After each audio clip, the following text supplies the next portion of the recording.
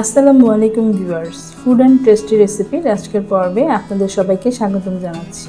শীত কিংবা বৃষ্টির দিনে খেতে খুবই মজাদার একটি রেসিপি আজ আমি আপনাদের সাথে শেয়ার করতে যাচ্ছি। আমার রেসিপিটি হলো ভুনা খিচুড়ি, যেটা ভর্তা বা মাংস ভুনার সাথে খেতে খুবই সুস্বাদু লাগে। চলুন তাহলে দেখে নিই কীভাবে খুব সহজে এবং ঘরোয়া উপকরণ দিয়ে তৈরি করা যায় ভুনা খিচুড়ি।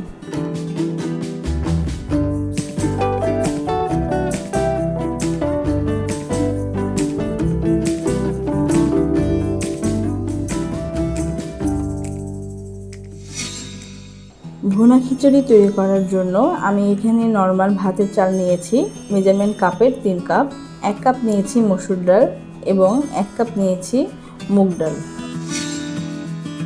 একটি প্যানে আমরা দিয়ে দিলাম 1 কাপ পরিমাণ মুগ ডাল। মুগ ডালটি আমরা একদম হালকা লো হিটে ভেজে নেব। ডালগুলো আমরা অনবরত লাগতে থাকবো, নয়তো পোড়া লেগে যাবে, আর পোড়া লেগে গেলে রান্নার স্বাদটা একদমই ভালো হবে না। তাই ডালগুলো আমরা অনবরত নেড়ে নেব যতক্ষণ না পর্যন্ত ডালের কালারটা চেঞ্জ হয়ে আসছে বা খুব সুন্দর একটা গ্রান বের হচ্ছে, ততক্ষণ পর্যন্ত আমরা এটিকে ভাজতে থাকবো।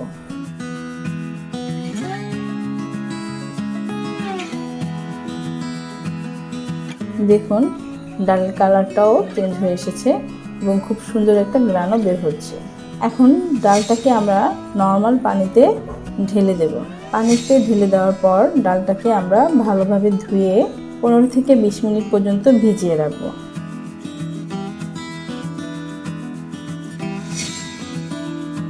এরপর আমরা চাল এবং মুসুরির ডালটা একসাথে মিশিয়ে নেব।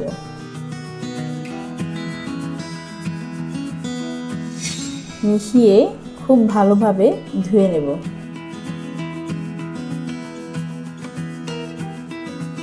চাল এবং ডালটা খুব ভালোভাবে ধোয়া হয়ে গেলে এটাকেও আমরা ভিজিয়ে রাখবো 10 থেকে 15 মিনিটের জন্য।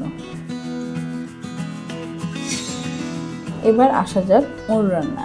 চুলায় একটি হাঁড়ি বসিয়ে এর মধ্যে আমরা দিয়ে দিব 1/2 কাপ পরিমাণ রেগুলার রান্নার তেল এবং দিয়ে দিব 3 টেবিল চামচ ঘি। ঘিটা গলে আসা পর্যন্ত অপেক্ষা করতে হবে।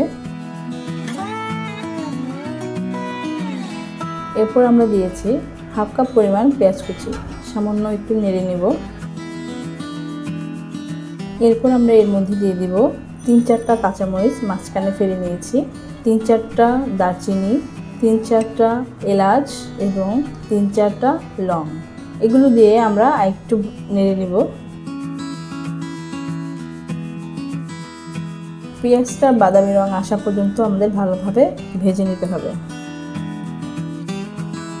পেঁয়াজের কালারটা বাদামি রং এসে পড়েছে। এর মধ্যে আমরা দিয়ে দেব 1 টেবিল চামচ আদা রসুন বাটা। আমরা একটু নেড়ে নেব। দিয়ে দেব 1.5 টেবিল চামচ লাল মরিচের গুঁড়ো, 1 টেবিল চামচ হলুদের গুঁড়ো এবং 1 টেবিল চামচ জিরে গুঁড়ো এবং পরিমাণ মতো লবণ দিয়ে মশলাগুলো ভালোভাবে কষিয়ে নিতে হবে। খুব ভালোভাবে নেড়ে আমাদের মশলাটা কষিয়ে নিতে হবে এবং খেয়াল রাখতে হবে যাতে পুড়ে না যায়। চুলার হিটটা কিন্তু মিডিয়াম থাকবে। মশলাটা খুব ভালোভাবে কষে এলে এর মধ্যে আমরা দিয়ে দেব আগে থেকে ভিজিয়ে রাখা মুগ ডাল। মুগ ডালটা ভালোভাবে কষিয়ে নেব।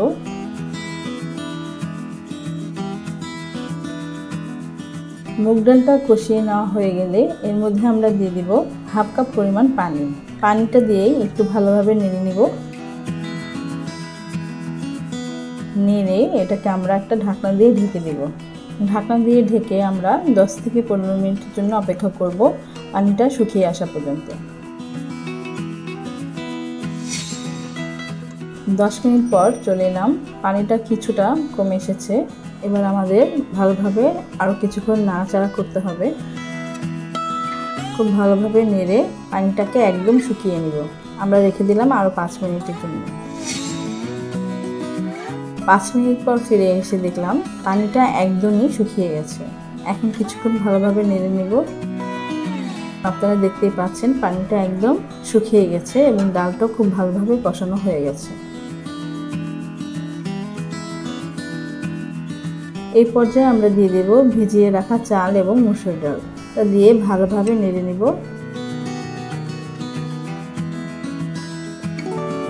ভালোভাবে নেড়ে মশলাগুলোর সাথে খুব ভালোভাবে মিক্স করে নেব। চালটা ভালোভাবে মশলার সাথে এবং ডালের সাথে মেশানো হয়ে গেছে। মেশানো হয়ে গেলে আমরা আরও কিছুক্ষণ চালটাকে একটু ভেজে নেব এবং আমাদের অনবরত নাড়তে হবে, নয়তো চালটা নিচে লেগে যেতে পারে। চালটা ভাজা হয়ে গেলে আমরা এর মধ্যে ফুটন্ত গরম পানি দিয়ে দেব 2 কাপ। 2 কাপ পানি দেওয়া হলে আমরা চালটাকে পানির সাথে ভালোভাবে মিক্স করে নেব। চালটা ভালোভাবে মিক্স হয়ে এলে এর মধ্যে আমরা আরও 1 কাপ গরম পানি দিয়ে দেব। দিয়ে একটু ভালোভাবে নেড়ে আমরা একটা ঢাকনা দিয়ে ঢেকে দেব পানিটা একটু শুকিয়ে আসা পর্যন্ত। এই অবস্থাতে হাই হিটে আমাদের রান্না করতে হবে। ঢাকনা দিয়ে ঢেকে দেওয়ার পর আমরা 10 মিনিট পর ফিরে আসব।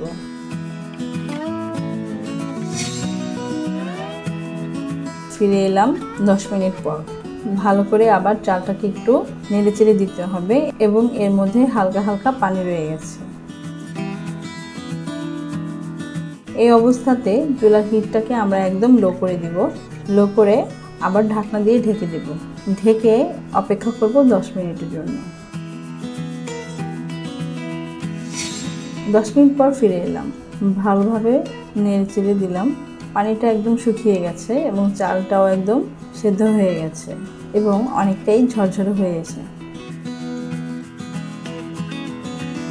খিচুড়িটা একদম কমপ্লিট হয়ে গেছে।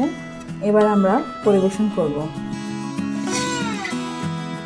খিচুড়িটা দেখতে কিন্তু খুবই সুস্বাদু মনে হচ্ছে এবং চালগুলো অনেকটাই ঝরঝরা হয়েছে। কালারটাও খুব সুন্দর এসেছে। আসলে আপনারা বাসায় যদি রান্না করে না দেখেন তাহলে কিন্তু বুঝতে পারবেন না যে খিচুড়িটা কতটা সুস্বাদু হয়েছে।